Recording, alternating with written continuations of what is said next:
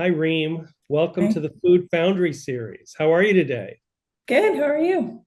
Very good. Thank you. Thank you. Well, I'm excited to be here. This is, gosh, is this the second or third? Anyway, this is the continuing growth of the Sierra Commons Food Foundry series. And the Food Foundry is, we're interviewing people, innovators, food makers, food scientists, anybody that's had an impact on local and national food, artisan food businesses. Primarily, we work with people here in California. So I want to introduce you in just a minute. But first, I want to tell you a little bit about Sierra Commons and our program so you can understand what we're working on and how really your journey and your company's journey is applicable and inspirational to so many food businesses. Sierra Commons is a rural entrepreneur educational organization. We help people launch rural businesses with staying power. Our approach combines practical education, real world support, and a deep belief in the value of local business. Sierra Commons was founded on a simple idea: rural entrepreneurship should be accessible, locally rooted, and supported by community. For 16 years, we've applied our heart forward approach to help people build businesses that reflect their values, create jobs, and enrich their communities. Sierra Commons was founded by Robert Trent, and I'm just delighted to be the lead facilitator for a series of food entrepreneur accelerators. And we recently wrapped up our fourth, at least the fourth that I've been involved with. And we've got several people here today that have gone through our program. They will join us probably two or three times, probably three times throughout this session with some questions and Q&A about what we're working on and your journey and Numi Tea's journey. So with that in mind, as for Sierra Commons, I want to look over here at your background and introduce you. Um, First off, of course, I have to admit and be transparent here. I am friends with family. I met you both at a food trade show. I want to say 2005. I mean, Numi was still kind of young. Hmm. Okay, you were all kind of still Oakland based. I know you've all kind of grown. You probably have staff even around the globe at this point.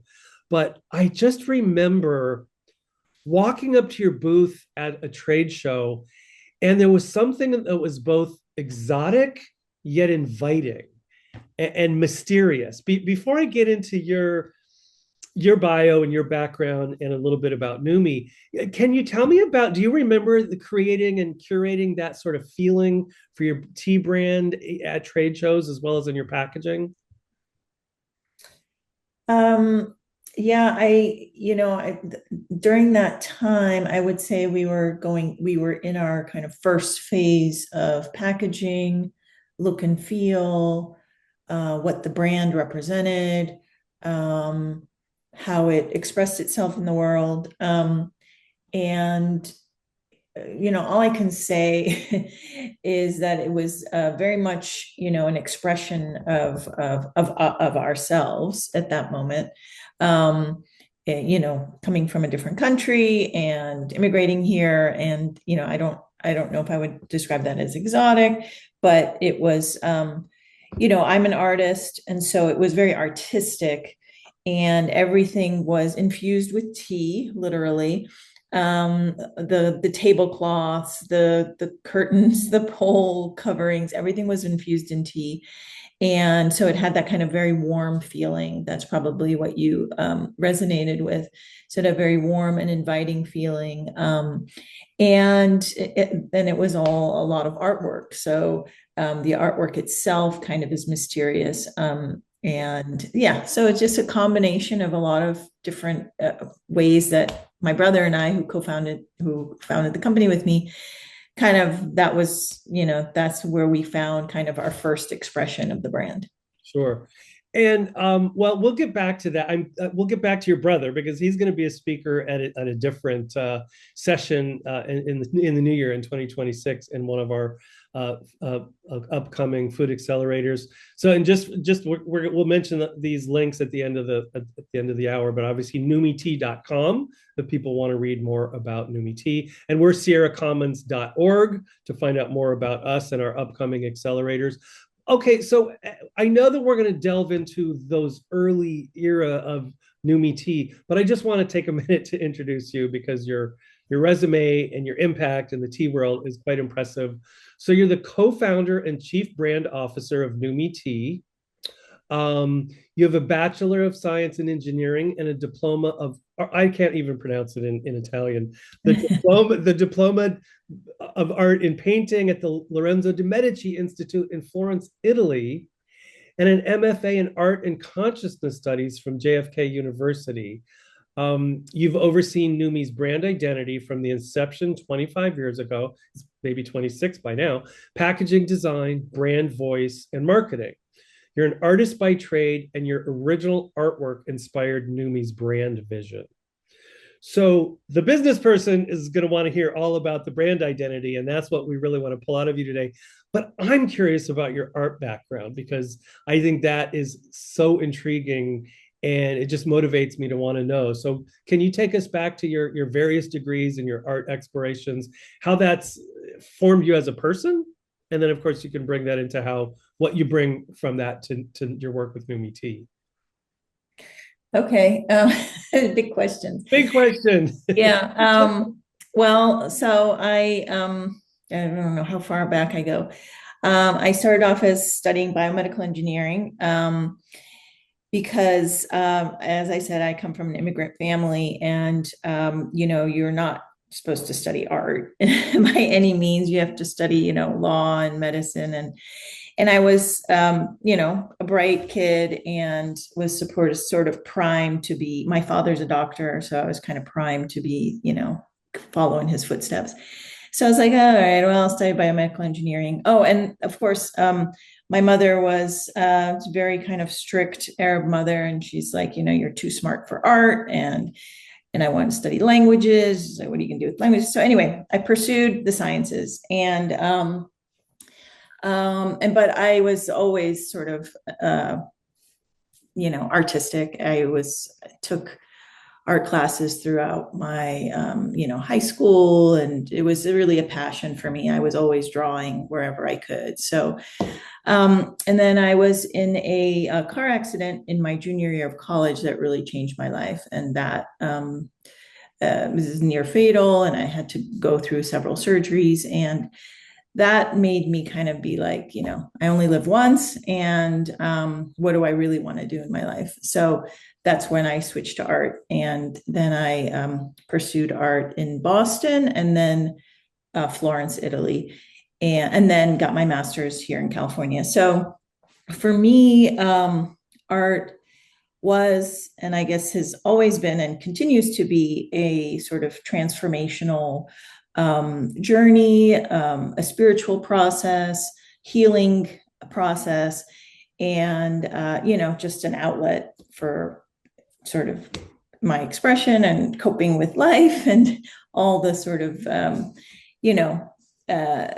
thoughts that goes through one's head, and everybody's got their form of outlet, and that is it for me. So it has been and continues to be, and I'm still a painter, and so sorry, I lost my train of thought. I think the way it merged into the brand and into the brand philosophy is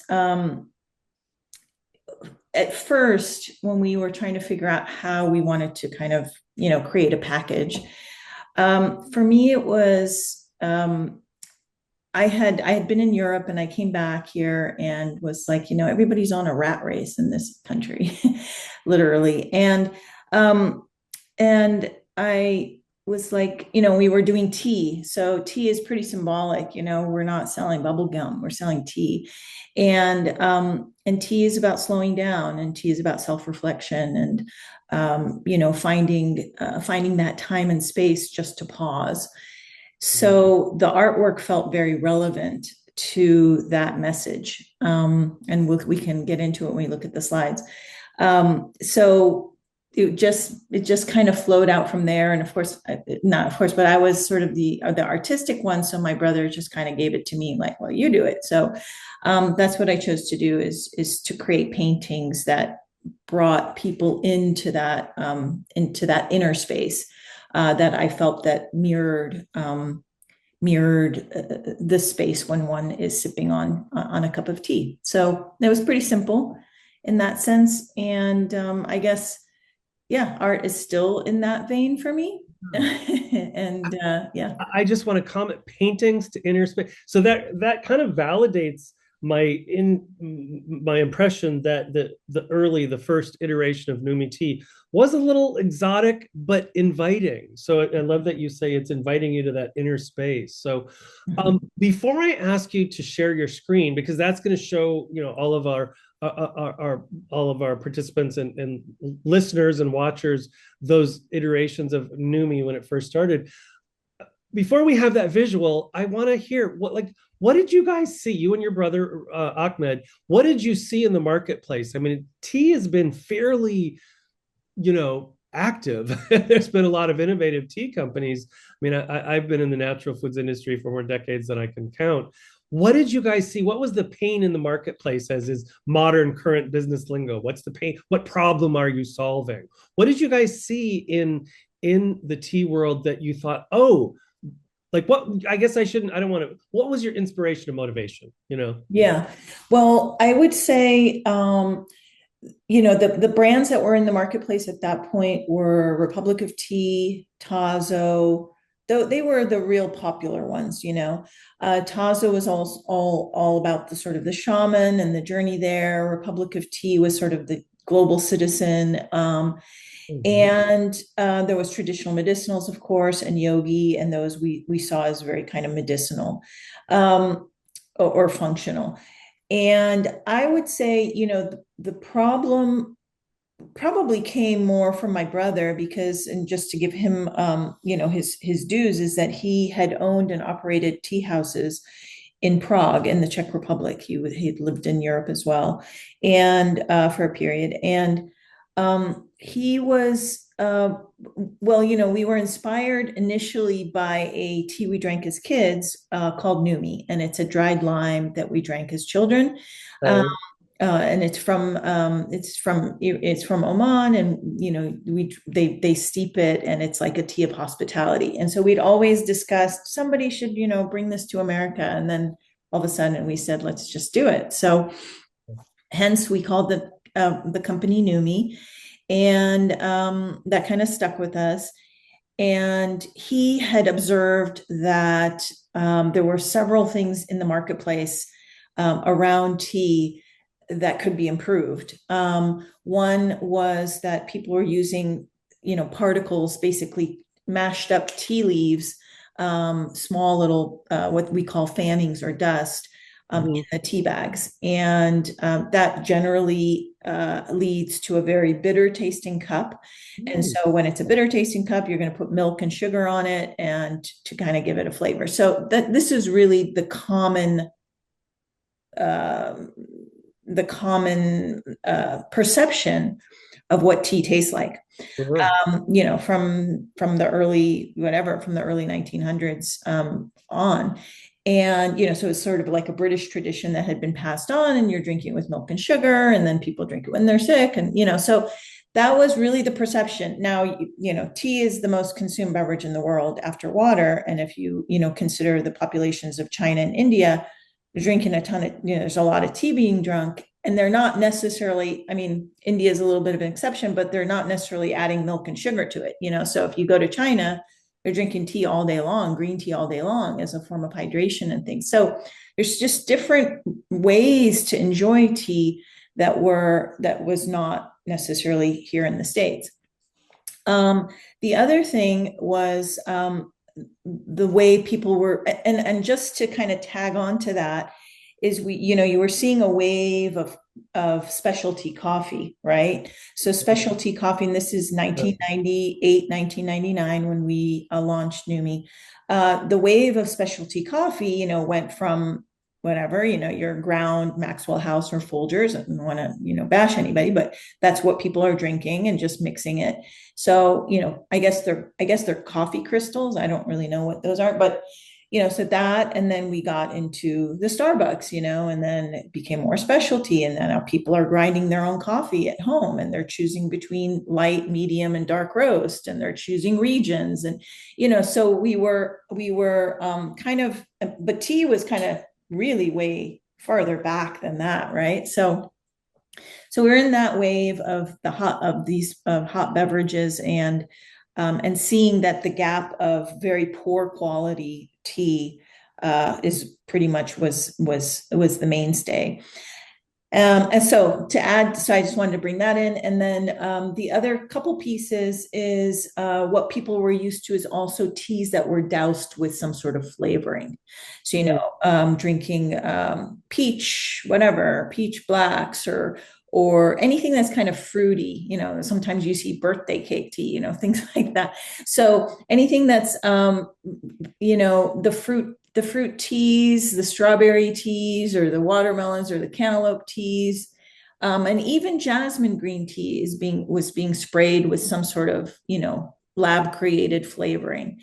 And I think, I give credit to my brother that he was much more of a purist. So for him, having owned and operated tea houses where he's serving hundreds of pots of tea a day, and they're all loose leaf teas, he just like, wow, this is so foreign to him that people are drinking dust, which is very bitter, and B, putting it in a tea bag, and then C is, drinking tea that's just a flavored tea. So again, similar to like your vanilla coffee and your hazelnut coffee and things like that people kind of graduated out of. So that, in that sense, we were solving those problems. And then the last piece I would say is new and unique herbs that never were here in the States. So, for example, rooibos, which is a South African herb, and honeybush, which is a cousin of rooibos, didn't exist in the States. It was very popular in Europe, maybe because of bans and things in the 80s. But so we introduced rooibos and honeybush to America at that point. And then we, of course, introduced the dry desert lime, which is our namesake, Numi. Yeah. I'll stop there. Wow. Okay. Can you go ahead and share your slides? Because I think that was such a brilliant preamble. Clearly, there was a lot of thought, research, hunch, instinct, right? Awareness of the local market, the global market. It just wasn't it wasn't just the, let's start a tea company, kids, Yeah, but to that point, we were amateurs, have learned on the job. So a lot of it was instinctual marketing, I would say.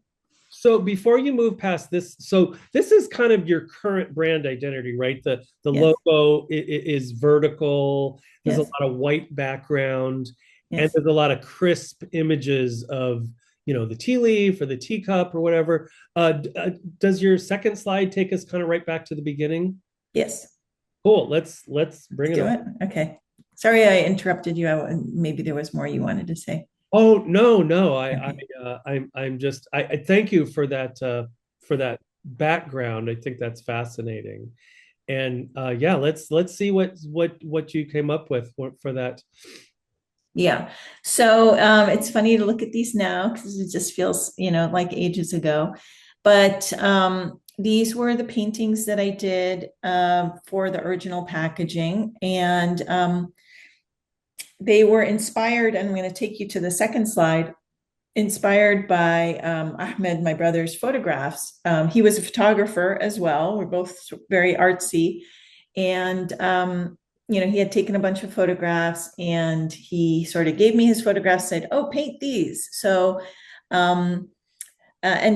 were kind of trying to capture different places in the world. So we, for example, our Earl Grey, we called it aged Earl Grey because this was, just to kind of get into the teas themselves, this was a proprietary method that we created because pretty much 99.9% of Earl Greys on the market use a flavoring, some sort of citrus bergamot where, it's created and then it's sprayed onto the tea.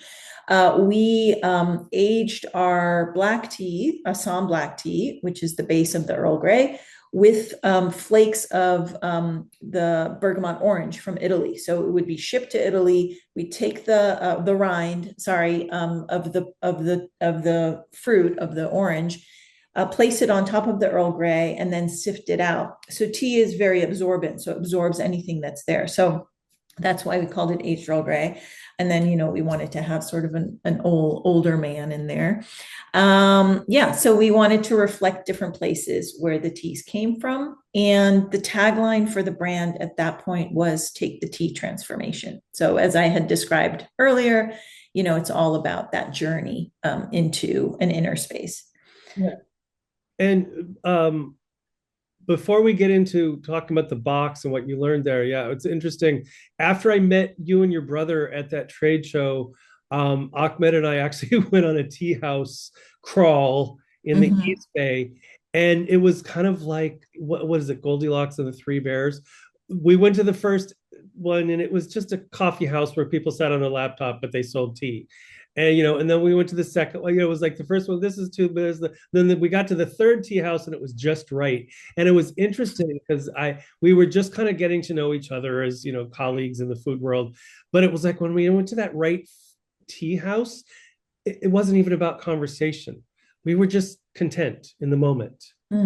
There was this just sort of plateau of like connection and understanding. And I always look back on that as sort of the basis of a friendship. So it ties into what you were saying about that's how the rest of the world was perceiving tea. Right. And I also at that point was very conscious that coffee was a to-go beverage, but tea was stay a while.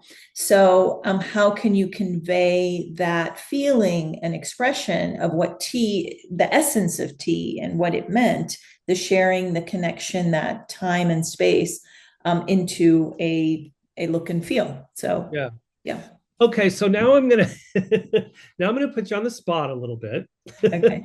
Because we've talked about the covers, and you were saying that your inspiration, your background as an artist, some of the photographs your brother was taking. And I can go here too, because maybe we should do this real quick. Sure. Yeah. So these are the original photographs on the left. Why does it say original painting? Sorry, those were photographs. Okay. So yeah. And then these are the interpretations of my paintings. And these were done on small little tin plates. I don't have them here, but yeah. And then it made it onto the package, as you can see. So, okay. So here's where I'm going to put you on the spot a little bit. You've got the front of the tea box, this image. What did I use? Exotic, mysterious, but also inviting. It's intriguing. It's otherworldly, but accessible. That now on the back, I can see, you're telling your story, the quiet moment, the journey, inspired by, brother and sister. There must have been a learning curve, though, for the rest of the legality, FDA requirements, everything you have to put on the box. Like, tell us about that process for you as a creative person, having to fit certain parameters and, legalities, and what does the industry expect? Like, tell us about that learning curve. Yeah, so I would say it was a huge learning curve. I'll just tell you a couple of anecdotes. I had a friend who, there was a lot of naysayers, let's put it that way. And, because we weren't business people. And I had a friend who's like, have you done any market research? How do you know that anybody wants this? And so I went home and I told my brother, we were living with each other at the time. I said, we need to do market research. And he's like, we are the market research, so pretty much we were trying to market to ourselves. And, that it's kind of silly to think about it now, but, again, it kind of harkens back to who are we? What do we want to bring to this world? And how do we want to bring it? I think that has to tell you the truth, I think that's driven a lot of the brand, what we believe in, our values, and being able to express those, especially when it comes to, obviously the quality of the tea, the flavors, the different blends, and then our sustainability and social responsible efforts. I think that is very much infused into, it comes from who we are. And sorry, now I really lost my train of thought. Well, I was asking you about, you market research. Yeah. Market research. So that's that one. A lot of innovators kind of skip over that because they have this exactly passionate belief in their. Yes, which we fell into that trap. And then the other is around, logistics. So like at the time we were looking for box suppliers. So I had the yellow pages, and I went through the yellow pages and looked for all the box suppliers and called them and started asking questions and, getting quotes and finding tea bag, manufacturers. So it's just a process of learning and research. And then at one point, my brother was calling the FDA to get approvals for, we're going to be creating a tea company and we're going to be using these, these ingredients. And the officer, I guess, from the FDA asked him, he said, "Why are you calling me?" Because I'm supposed to. And he's like, no, you don't call me. We call you, basically. We call you when there's a problem, right? So, so those are just funny stories because, so it's like, wow, you can actually make anything you want in this country, but then you will, you'll get slapped if you're doing something wrong. So anyway, point being is there was a lot of learning. And then we brought in consultants along the way, which I think was extremely helpful for us. Anywhere we could get, somebody, sometimes it would be, I remember the founder of McCormick and Spice was in a booth next to us. I don't know if it's the same show. And he was just like margins, pricing, distributors, brokers, so we had to go back and redo our price sheets because we hadn't included all that in there. So, and then early on we had another consultant who was in the natural food world. So he taught us all about, distribution and things like that in the natural food world. So and I think that's also kind of carried on for us is there's always partnerships, my brother's founded all kinds of different partnerships. And, because you don't know it all, you're kind of a silo, small little organization, that knows what you know and has a certain passion, but without others who have done it before, that we would have never had a company that, could scale and be successful. So we brought in at the beginning, our lawyer who had an assistant who did all our inventory. And, so there's so many things along the way where we brought people who had more expertise than we did. Yeah. That's so cute to think back to you're already at a trade show and someone's telling you broker fees, margins, distributors. It's like, yeah. Okay. So did you just kind of bring samples to these distributors, or did you ever do any guerrilla marketing? I often tell people, make a mock-up of your product. Yeah. Store and just put it on the shelf next to the competition, take a picture of it, then bring it back and, review it with your friends, your team, whatever. Did you ever do any just to see how it looks? Does it fit in? Does it stand out? Does it look completely weird? Is it super cool? Like, did you ever do any kind of guerrilla marketing, or did you guys just go for it and bring it right to some buyers and retailers and stuff? To tell you the truth, no, we just went for it. We had a lot of hubris and, just decided, oh, this is what we like. And, we had a designer, let's put it that way. We had a graphic designer who designed the logo, and we gave him these artworks and we said, okay, go. And then he created these. I had stained all, like I said, see, you can see the background was all stained with tea. And then we made, each box a different color. So we didn't do that. Nowadays, of course, 26 years later, yes, yes to all those questions. But yeah, at the time we thought we were doing something interesting and unique, and we, thought we were, bold enough to think that the world needed it. Yeah.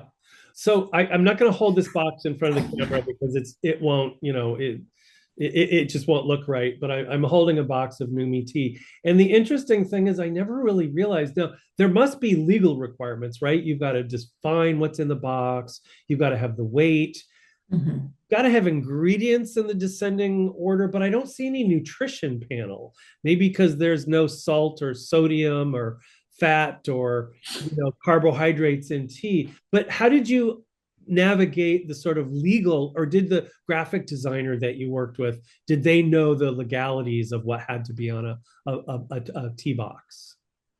Um, I don't remember how we learned that, but we did, you know, consult with folks that told us exactly what needed to be on the box. Okay. Yeah, so I don't recall. Um, but maybe it was the designer, I can't remember.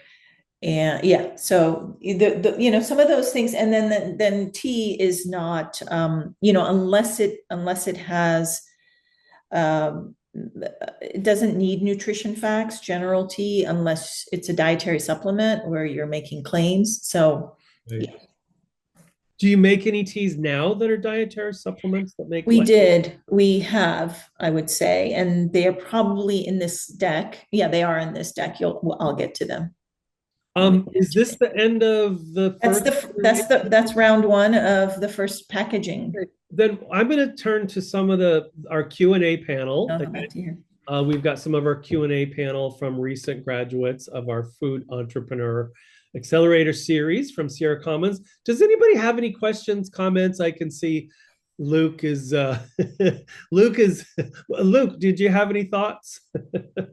Um, yeah, first of all, I've been a big fan of Numi Tea for a long time, so I didn't, maybe it was announced before and I just missed it, but I, uh, was very excited that you were on this, to be Yes. on this call. I guess, um, no, I don't have any questions, and I also just remembered that I'm literally burning my tea right now, reheating it, so I'm gonna pause for just a moment. Well, Luke, you had some thoughts about brokers. What was your Oh, just about how you were saying how the idea of like making a tea or making a bagel or something like that. That's always the pure thing that we want to get to, and then there's just so many Mhm. uh, logistical things to handle, which I'm kind of going through right now. Mhm. Um, just getting all the legal like the legal um, clearing all the legal hurdles first to be actually out and operational. Um, Mhm. and I literally have to go grab my tea. Oh yeah, we don't want you to burn your tea. Sorry. Rachel, did you have a comment or a question?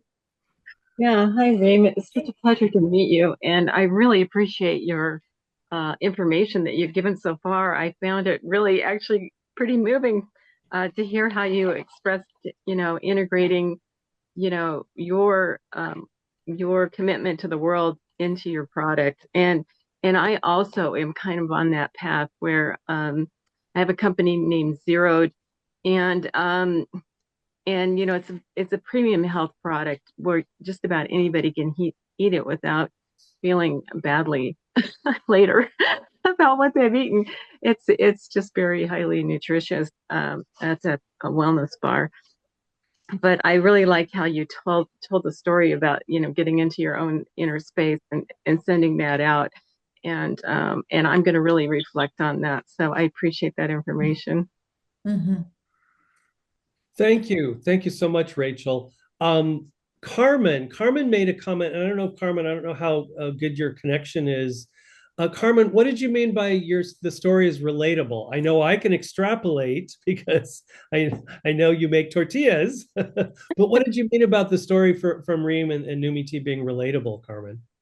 In the way that that you need a product that feels more familiar, that it's not so overly processed. I'm born and raised in Mexico. I moved to the United States in my adult years. And when I got there and I tried the tortillas, it was like, what the hell happened? Like, why are they so bad? Mhm. And like, it's so simple, you know, the tortillas, simple ingredients. Why do you have to add all this stuff in it? Mhm. And also, I'm a professional artist. So, Yeah.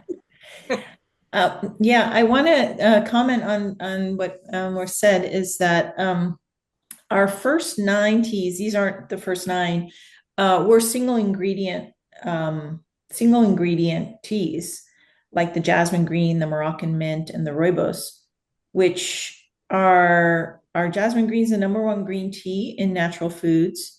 Our rooibos chai is the #1 chai in natural foods currently. Our Moroccan mint, I think, is the second leading mint, and our Earl Grey is the #1 black tea in natural foods. So, but what I was going to say is, yeah, our first teas were single ingredient because of that. What Carmen was saying about, and yeah, my brother was like, "Wow, why people make it so complicated? It's just tea." And the other thing I would say is, I feel like the more, this is just my personal experience, the more kind of pure you are with your intention, the easier that will sort of come out, I want to say, like, how the easier that will be expressed in your brand, because your brand will follow suit in terms of your values, your what you want to look like, the messaging, etc.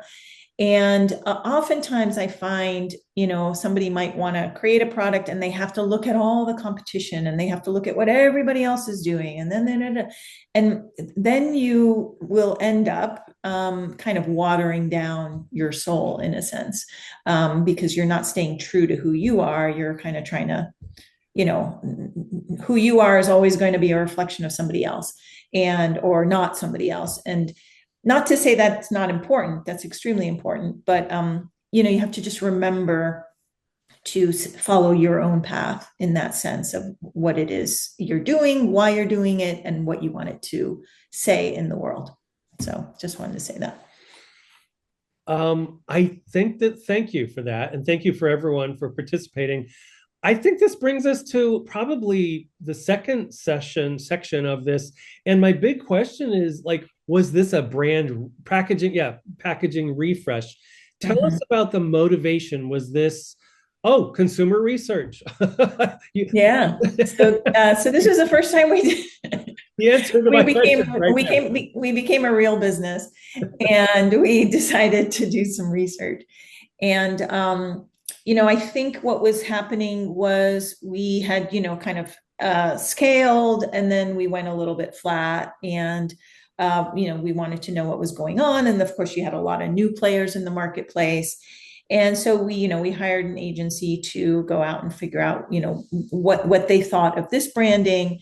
And what we learned, the aha moment that we learned, is that, while people loved the artwork, they really came back because of the ingredients that were in the tea.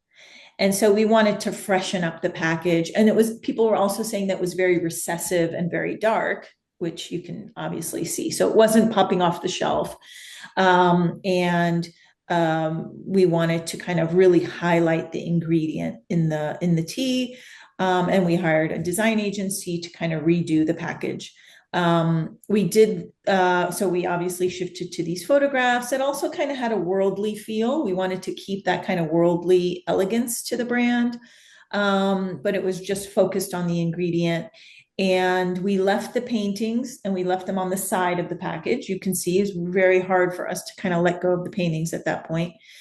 And then the tagline became "Celebrating People, Planet, and Pure Tea," because, the teas at that point, we had converted probably in year 3, all the teas became organic.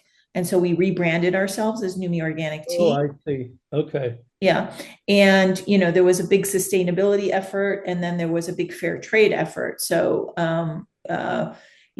I would say at that point, probably at least 50% of our teas were fair trade certified. And then we initiated a new certification called Fair Labor Practices. that we co-wrote for for gardens that weren't fair trade that wouldn't classify under fair trade. So we found another certification. So you see those on the boxes. I concur with everything you just said. I remember the refresh around 2012, and it really did pop. I mean, it really did just, it's like you created this package, the paintings in the original boxes, and now you just opened that like a treasure chest. The painting, that whole feeling was inviting. It was exotic but accessible. But now it's just like, oh, this is what's inside.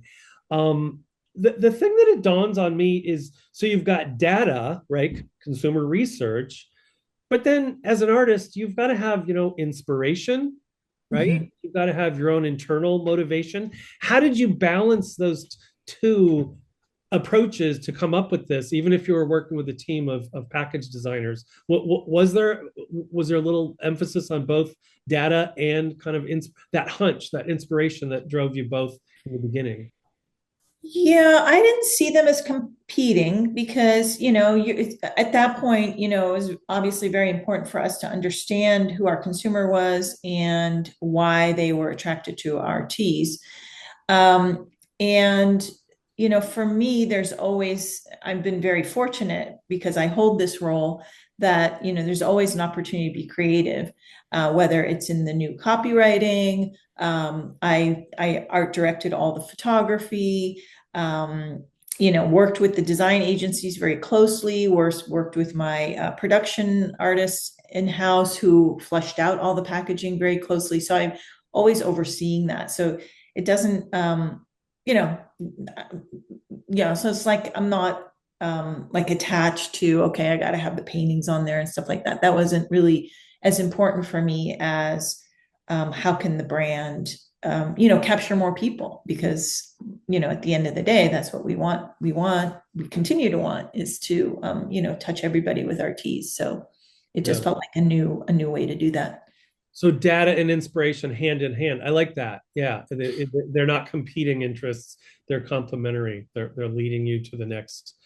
Well, and I think it's also creative thinking. So I feel like, creativity comes in many forms. And if you can think through what is this data teaching me, then you're, sort of putting that hat on. Yeah. The other thing that occurs to me, and again, it's hard for me to hold up the box because it's not going to look good on the camera, but you've got a big canvas to play with, right? You've got the front and the top and the sides and the back. I mean, talk to me about, like, you've got organic, you've got fair trade, you've got the certifications and the messaging, but you've got a lot of room to tell a story.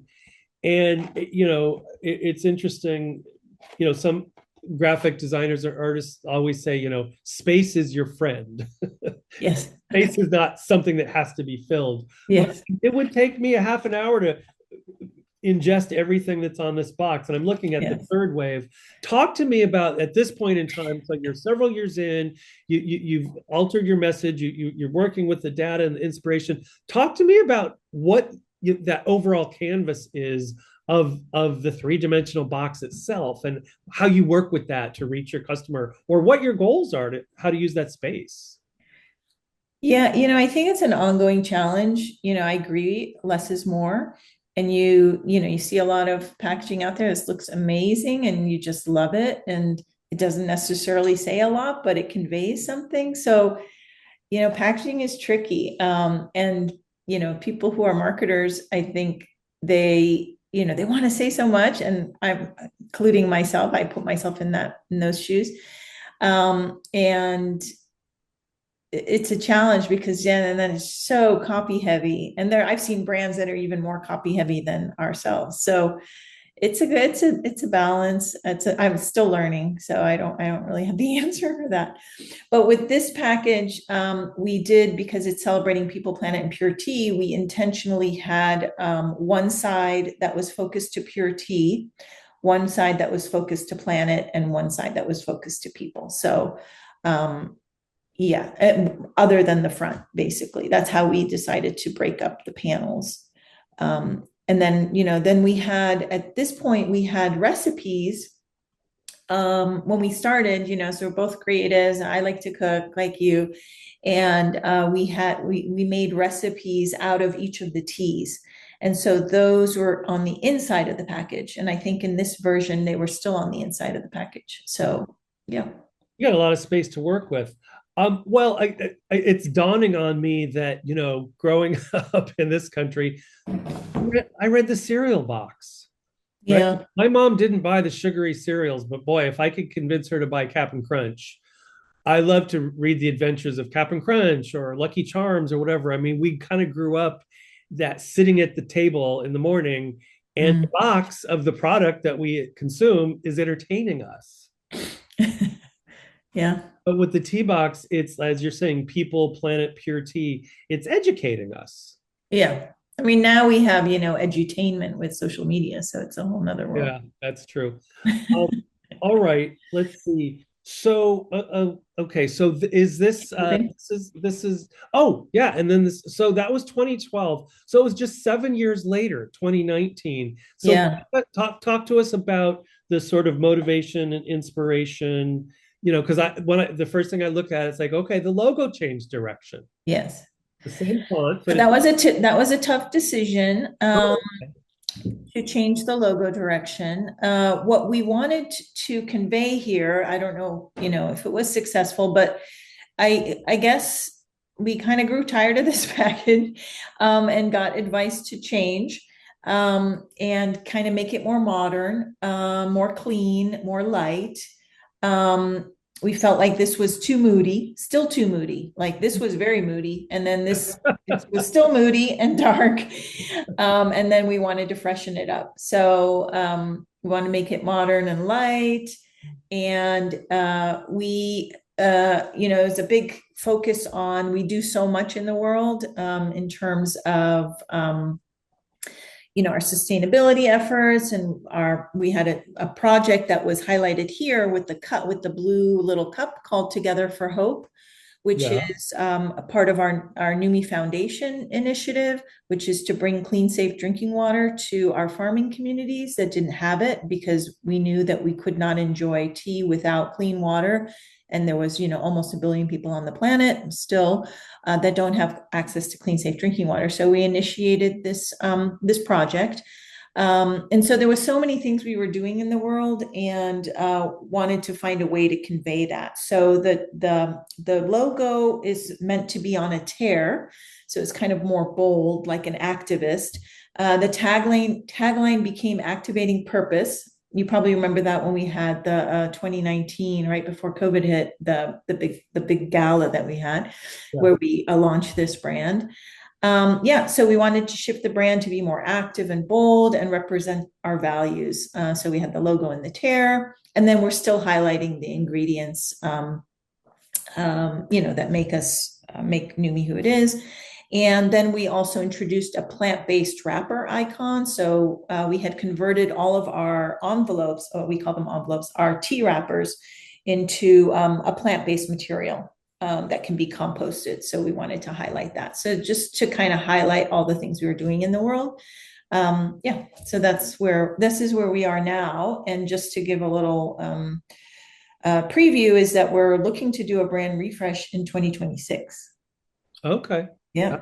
Thank you for another one. Letting us in on 7 years later again. Yeah.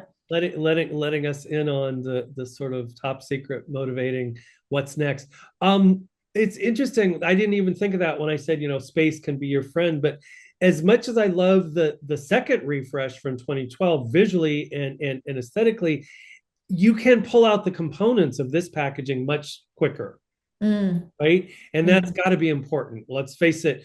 We are sitting here looking at a package, and I tell a lot of people this, food entrepreneurs that I'm advising and working with, you're going to look at your thing through a microscope, whatever your product is, however it's packaged. But remember, in a store, the visual bombardment of other products, competitors, what's on your mind, your shopping list, other people, you have split seconds to grab people's attention or to keep it. People might already know your brand. You got to keep them engaged. Was that you did say, you said that I love that moody, like, well, what's wrong with moodiness? We want to be in a good mood, right? But Yeah. it seems like what I really love about this iteration is all those components are really easily, ingested by my eyes and my brain. It's organic. There's this new plant-based tea wrapper. There's the mint. There's the like. It's all just I get it. Talk to me about that. How do you look at the shopper's experience? Think about how you're going to engage with them. Yeah. So one of the things, that we had, realized is people have, 3 seconds to shop or to get their attention. And were they seeing what the flavor was? And so in this iteration, you've got your jasmine green, your golden chai, pretty small. And so that was a huge thing, is to really up. People just want their tea. They just want to know what they're getting. And that's it, basta. And I didn't show you an iteration before this iteration, which had much more poetic and exotic names, by the way. So that was the original. But then we were like, okay, people just want chamomile lemon. They don't really want. It was called, I think it was called Fields of Gold before. Yeah. So, So we, like I said, you're always learning. So so we made the names much bigger, lighter. We wanted them to come off. We wanted it to be light so it would pop off the shelf. So that was a big motivation for this package, is it needed to, really stand on its own and not get lost in the shuffle. So I guess that may be the best way I can describe it. And then cleaned up a lot of, the hierarchy is much better. You go Numi, organic, green tea, jasmine green, and then you get your flavor. So I think that the agency that we worked with did a great job kind of cleaning things up. Yeah. Fields of Gold sounds like a folk song. Yeah. Which might have been fun, but it may not have reached your yeah, well, we had our gunpowder green tea was called Temple of Heaven. So there you go. I'm gonna go have a glass of Temple of Heaven. And apparently Prince, the artist, was in love with that tea. So we were wondering if it was because of the name or something. Oh, that's so funny. I happen to be reading his biography right now. The beautiful. Oh, wow. Really, really an interesting story. But anyway, we digress. Well, let's face it. We love food. We love music. Tea is in the category of food, and we all love music. So these are the things that enrich our lives. Yeah.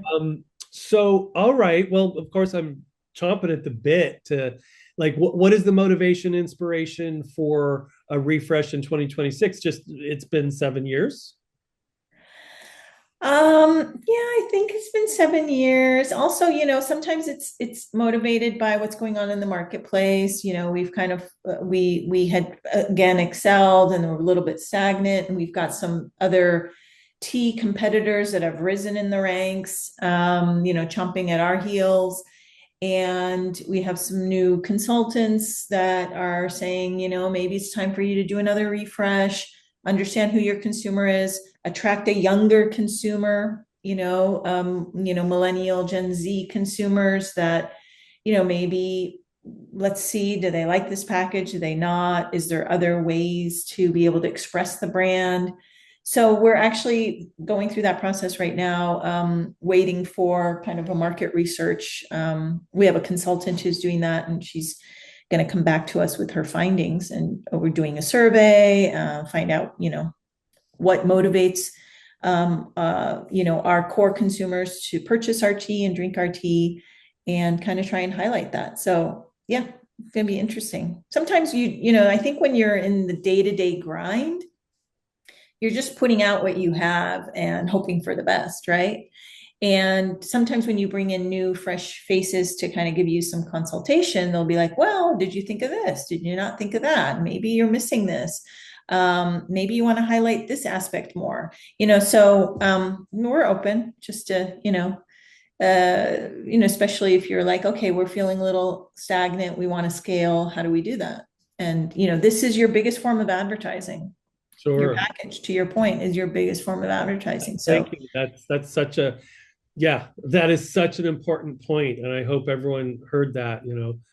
This is your such an important, most important, most impactful. yeah.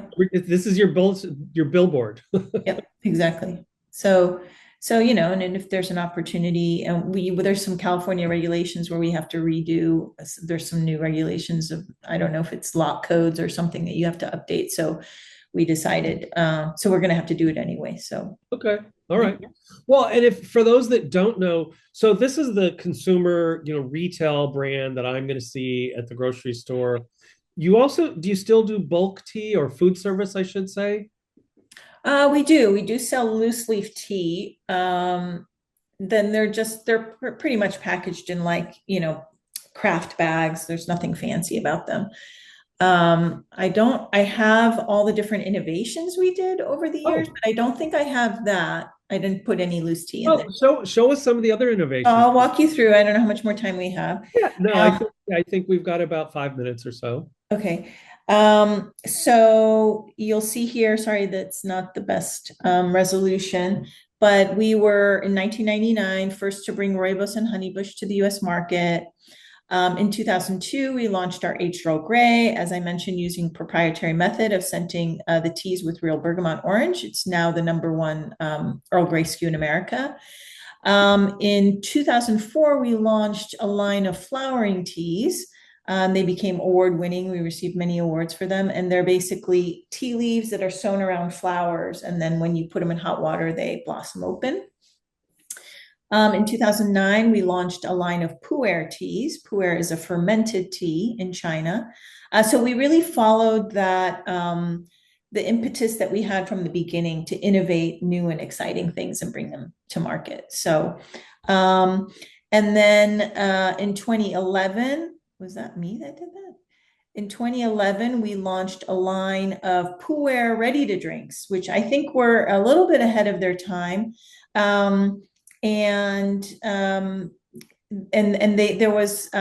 There was because we used everything real, like there was real peach and there was real mango. There was a big sediment at the bottom of the bottle. And so, we had our issues with that. So we discontinued that. In 2013, we launched a line of savory teas. These are all dried vegetables and herbs. So we had a tomato mint, we had a carrot, a carrot, I can remember, carrot cilantro or something, and a beets. So those were amazing. But they didn't do that well either. But we did get Whole Foods exclusive on the savory teas for 3 months, which was fantastic. And then let's see what else I got. And then also launched a line of concentrates, matcha and turmeric. We put them also in powders. And then in 2019, we launched a line of shots, daily super shots, with matcha and elderberry, turmeric, apple cider vinegar. And, this is when COVID hit, so didn't go through. And then 2020, we launched a couple of drinking chocolates. So this was kind of outside the category. Both of these, some of these are outside the category, but we wanted to experiment. And these are European style, very sort of decadent, thick chocolate beverages. And these are still in the market, which is fantastic. 2021, we launched the plant-based tea wrapper. And also 2021, we launched a line of stay healthy teas that are dietary supplements. That's what we were talking about. And this was kind of as a response to COVID. 2021, we launched a line of Japanese green teas because we had seen a lot of success in the roasted green tea market. Our matcha green tea, I think, was the #1 roasted green tea in the category. Our matcha toasted rice. So we launched 3 other roasted teas. So it's kind of a umami flavor that people were really gravitating towards. And 2022, we launched a line of Damiana teas. This is an herb from Central America that has a lot of, it's a relaxant and an energizer. So it's an herbal, and we had 3 different variations of the Damiana line. And those are still in market. And then lastly, we just launched in October a line of latte powders. So, and then in Q1, we're launching the whole line. So, yeah, and that's pretty much it. And they all pretty much follow the same philosophies that we did from the beginning: organic, real, plant-based, functional benefits, just because, tea is functional benefit. All of these have benefits. These ones are dairy-free. They're lightly sweetened with 1 gram of coconut sugar, and globally inspired recipes. Nice. So, Wow. I'm exhausted. You must be so busy. So seriously, it's interesting to see that certain things you launched and then you discontinued them. You live, you learn, you pick yourself up, you brush yourself off, and you move on to the next. Yeah. To see what's going to work or what doesn't. Well, we kind of need to wind things down here. I think that's a great backdrop, since that's launching currently in the first part of next year. So I just want to say, wow, thank you. Do any of our panelists have any questions before we sign off? If you do, I just want to say, this Food Foundry series, we're going to present speakers from a diverse array with expertise in what's often called food and hospitality, right? Innovators, food and drink makers, entrepreneurs, food scientists, business people, both national and local. Our next presentation in the new year on January 12th with food and beverage trend expert Karen Nielsen. She studies emerging trends and how they impact product innovation. I wonder if you've ever worked with her. So please follow us on this channel, like our work, follow us so you can be on our Food Foundry series. We have a lot of great speakers coming up for 2026. Now that all this has sort of settled in, Rachel, Luke, and Carmen, do you have any final questions? Oh, I don't know if you can see me, but this is Rachel. Yes, I do. First of all, Reem, thank you so much. This was really one of the most inspiring things I've ever listened to. But I really like how you talk about, really emphasizing the product and how that's just like the most important thing, that the design and all that. So I'm certainly going to take that to heart. And thank you again. It's been a pleasure. Thank you. Luke. Yeah. Hi. Thank you again, Reem. This has been so inspiring and invaluable to me, and I'm sure to everyone else. I have a question about the language that you're using on the packaging itself.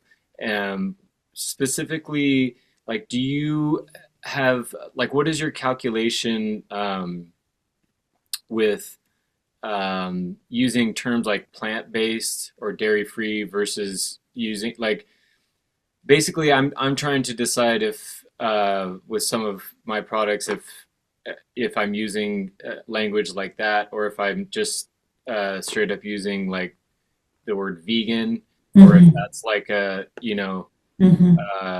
if that's a trigger word that should be avoided, or I guess everyone has to make their own calculation either way. But I'm wondering what your calculating process is.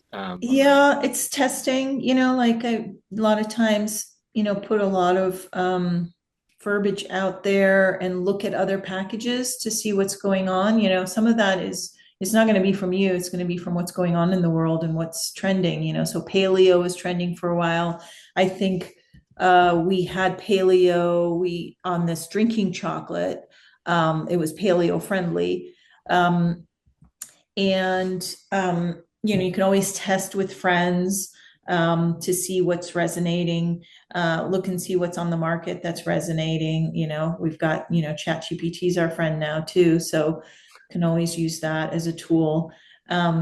So yeah, for us, it's kind of test and learn what's, and our team provides feedback, whether we were going to write vegan or plant-based. I think both are friendly term, both are very in terms that desirable terms, I would say. So those are interchangeable. I think we have other places where it does say vegan, maybe even on the package it says vegan. So yeah, I think it's a matter of the times that we're in and how you want to kind of optimize on that with your language. Thank you. Mm-hmm. Carmen, did you have a final thought? It's really inspiring, and I love the fact that you stuck to your guns, and it's like, this is how I'm going to do my product, and this is how I'm going to develop it without going into the cutting corners when you go into mass production and like lowering the quality of the ingredients and things like that. So I've seen your brand. It's so nice to put a face to the brand. I love Earl Grey tea, and now yours is the only one I'm gonna get because Right, it's good. That's what I drink too. And I have That to the other ones are doused with some kind of flavor. I know. You're using real bergamot. I have that suspicion just because the flavor is like there's something off here. And I have to apologize. I just arrived in Mexico City this morning. I have my times and messages all screwed up. I need to attend an event on the other side of the city, so I need to leave. So I apologize for leaving early, but it was so nice to meet you, and so great to listen to your story and development of this brand is really great. Thank you. Thank you. Thank you, everybody. Thank you, Carmen. Thank you, Rachel. Thank you, Luke. Reem, I want to thank you so much for sharing the journey of Numi Tea over the past 26 years. We're very excited to see what happens next year. Today has been the Food Foundry Sessions from Sierra Commons. The Food Foundry series presents speakers from a diverse array of expertise in what's often called the food and hospitality industry. We've got innovators, food and drink makers, entrepreneurs, food scientists, business people, both national and local. Our next presentation will ring in the new year on January 12th with food and beverage trend expert Kara Nielsen. Kara studies emerging trends and how they impact product innovation. So please like and follow our work at Sierra Commons, the Food Foundry Sessions, and our next Food Accelerator is starting in January. You can sign up at sierracommons.org. Thank you so much. Thank you.